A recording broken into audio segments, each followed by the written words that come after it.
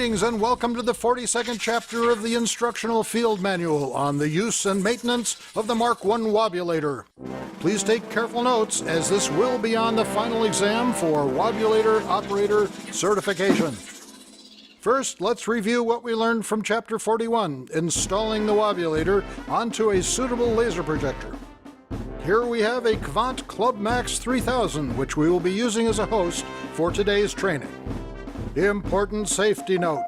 Always do all installation and disk swapping with the projector and Wobbulator power supply turned off to prevent accidental beam reflections from entering your eyes, those of your team members, or innocent passers-by. Note the mounting holes in the front of the faceplate. This is where we will be mounting the Wobbulator. This particular Wobbulator has been pre-configured to fit a Kvant. Other configurations exist for other projectors, including those without mounting holes.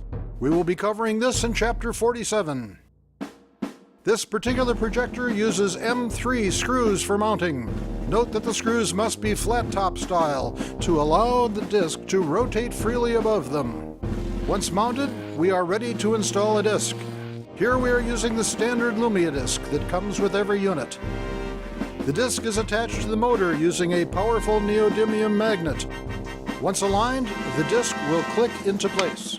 Give it a rotation by hand to assure that it is secured and the unit is ready for wobbulation.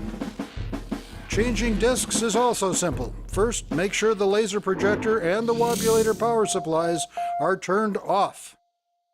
Note, this is a two-handed job. With one hand, push one side of the disc towards the projector to disengage the magnet.